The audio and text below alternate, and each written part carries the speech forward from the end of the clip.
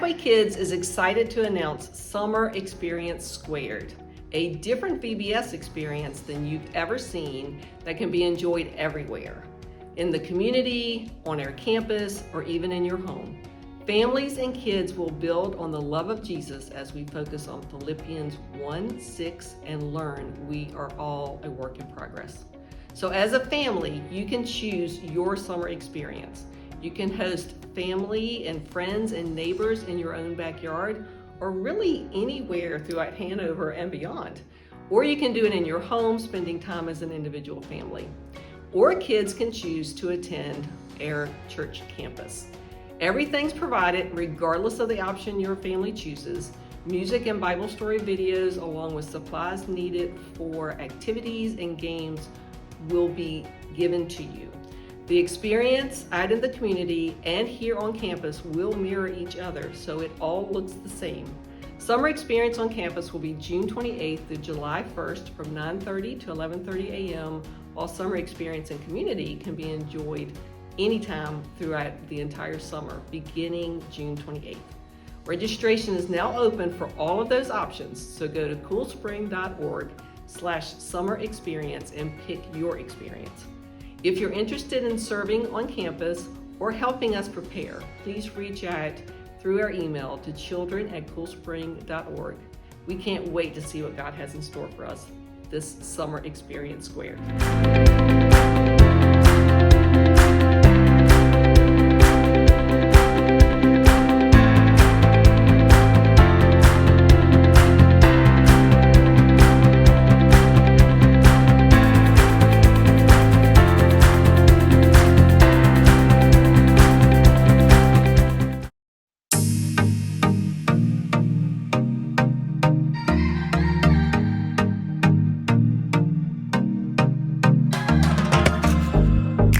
Plans for me are good. You hold my future. You're working all the time. You're the mountain mover. From sunrise to sunset, till the sun comes back up again. You're by my side. You started a good work in me. I know that you will complete it. You will see it through.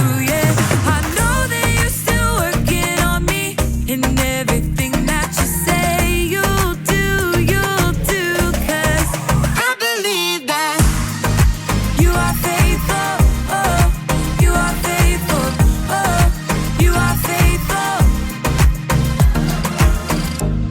I'll trust your every word, 'cause I believe that you're working for my good. Yes, you're committed.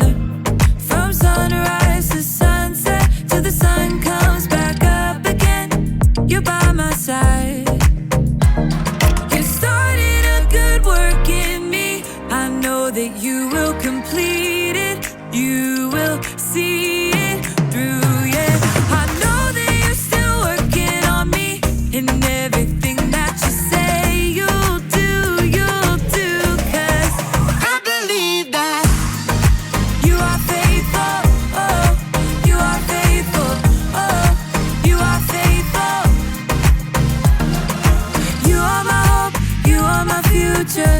You are the mountain mover. You are faithful. You are my hope, you are my future. You are the mountain mover.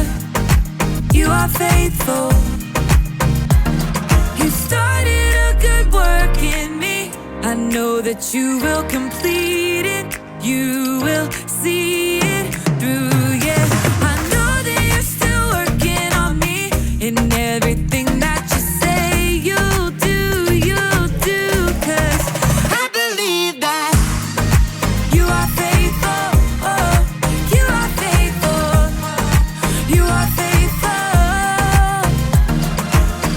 oh, you are faithful, oh, you are faithful, oh, you are faithful.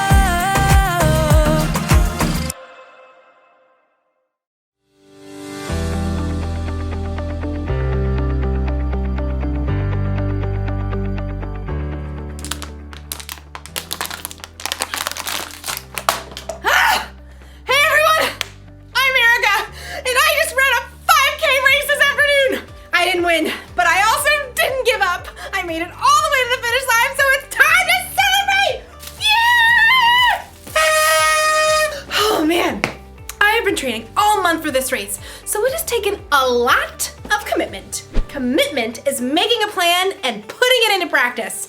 I made a plan, and I practiced a lot. All that running.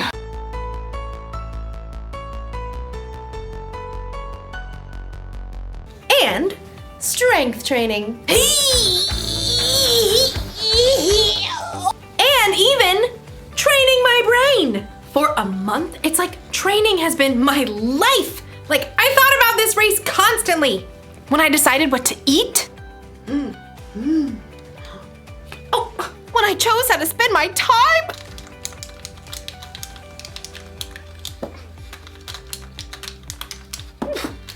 From morning until night, I kept my mind on the race. That's what you gotta do when you truly commit to something. Like, you've gotta live like it's important to you. Today's story is about a woman who lived her whole life that way.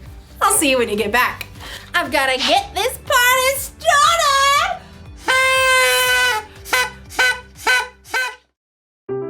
The Bible. It's 66 books of history, stories, letters, and poetry that fit together to form God's one big story. The epic adventure of how He created us and loves us so much that He made a way to rescue us. As we travel through the Bible, from Genesis to Revelation, we discover people who met God and found their lives changed forever. Now, for an amazing story, inspired by the book of Mark, chapter 12, verses 41 through 44. When Jesus rode into Jerusalem on a donkey the week before Passover, the crowds were excited. Hosanna! Blessed is the one who comes in the name of the Lord! Hosanna! In the name of the Lord! But the religious leaders were not. He's turning the world upside down. We'll have to fix that, won't we? All week, the religious leaders sent men to try trapping Jesus with trick questions. Teacher, is it right to pay taxes to Caesar? Every time, Jesus gave a wise answer that caught them off guard. Give back to Caesar what belongs to Caesar, and give back to God what belongs to God. Jesus knew the religious leaders were so puffed up with pride, they didn't want people to listen to anyone else. Jesus even warned the crowds about them. Watch out for the teachers of the law. They love to have the most important seats. They take over the houses of widows. They say long prayers to show off. One afternoon, Jesus and his disciples visited the temple. They sat down to rest for a moment across from the box where people came to put money they offered to God. Perhaps the disciples, mostly poor fishermen themselves, were impressed by the rich men giving gifts. Check out his robes. I think they actually might be silk. Jesus watched the rich men dropping handfuls of gold coins into the box.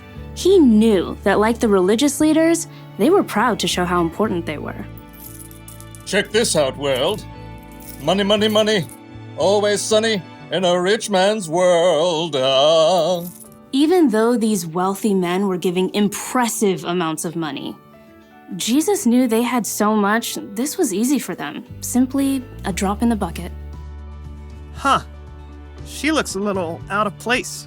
The next person in line clearly wasn't wealthy. In fact, her patched robe showed she didn't have an extra cent to spare. A widow, probably. At that time, if a woman's husband died, she had no way to earn money and often had to live on next to nothing. 2 pennies? How's that gonna help anyone?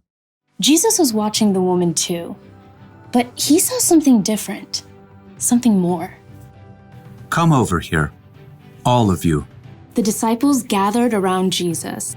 What I'm about to tell you is true. That poor widow has put more into the offering box than all the others. Jesus' friends tried to sort it out. Excuse me, pennies versus gold? You couldn't buy an order of fish nuggets with that. Jesus knew what his disciples were thinking.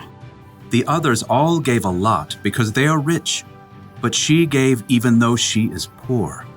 She put in everything she had. That was all she had to live on. Oh. When you put it like that. The rich men, like the religious leaders, were concerned with what things looked like on the outside. They didn't want to give in a big way that might force them to change on the inside. But the poor woman, who had almost nothing, chose to give everything. And Jesus saw her heart and knew that her pennies were worth far more than the rich man's gold.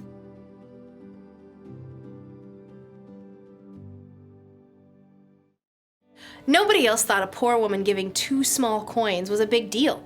But Jesus saw the truth. Other people gave because they were rich.